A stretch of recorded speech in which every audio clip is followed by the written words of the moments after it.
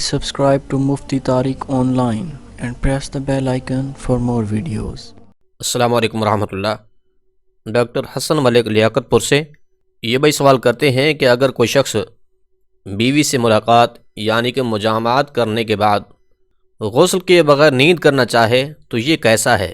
کیا ایسے شخص کے لیے ناپاکی کی حالت میں سو جانا جائز ہے یا نہیں؟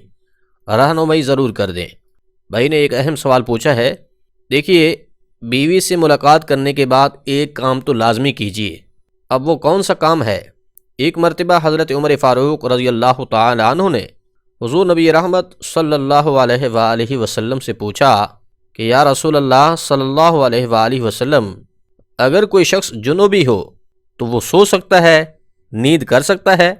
یعنی کہ اگر کوئی شخص ناپاک ہو گیا ہے تو اب ناپاکی کی حالت میں وہ نیند کرنا چاہے تو اس کے لیے اس حالت میں نیند کرنا جائز ہے یا نہیں؟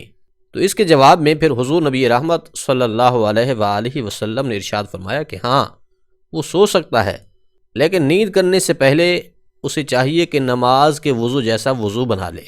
اسی طرح سے اگر کوئی شخص ناپاکی کی حالت میں ہے، وہ اب کھانا پینا چاہتا ہے، تو اسے بھی چاہیے کہ ان کاموں سے پہلے وہ نماز کے جیسا وضو بنا لے۔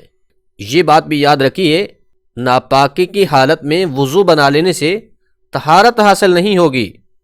یعنی کہ یہ نہیں ہے کہ انسان ناپاکی کی حالت میں اگر وضو بنا لے گا تو وہ پاک ہو جائے گا، اب پھر اس کے لیے غسل کرنے کی حاجت باقی نہیں رہی۔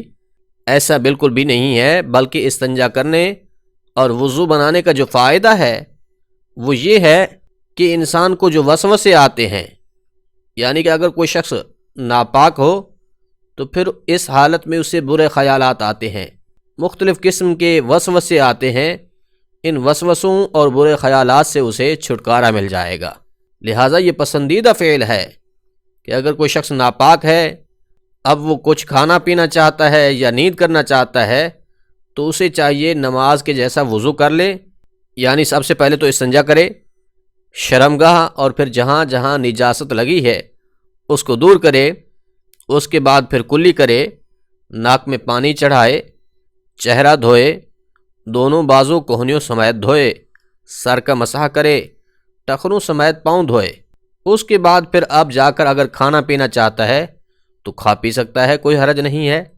نیند کرنا چاہتا ہے تو یہ بھی بالکل جائز ہے، نیند کر سکتا ہے۔ اسی طرح اگر کوئی عورت ہے وہ گھر کے کام کاج کرنا چاہتی ہے تو وہ بھی کر سکتی ہے، اور اگر اس کا چھوٹا بچہ ہے اس کو دودھ پلانا چاہتی ہے تو اس حالت میں دودھ پلانا بھی جائز ہے۔ لہذا خلاصہ کلام یہ ہے کہ ناپاکی کی حالت میں نیند کرنا، کھانا پینا یا کوئی کام کاج کرنا وغیرہ یہ بالکل جائز ہے، کھا پی سکتے ہیں، نیند بھی کر سکتے ہیں اور کام کاج بھی کر سکتے ہیں۔ مگر یاد رکھیے، کھانے پینے یا پھر نیند کرنے کے لیے وضو کا بنانا یہ مستحب عمل ہے، فرض یا واجب نہیں ہے۔ یعنی کہ اگر وضو کر لیں گے تو یہ بہتر ہے، نہیں کریں گے تب بھی کوئی حرج نہیں ہے، تب بھی یہ کام کرنا بالکل جائز ہے۔ امید ہے بات سمجھ آ گئی ہوگی۔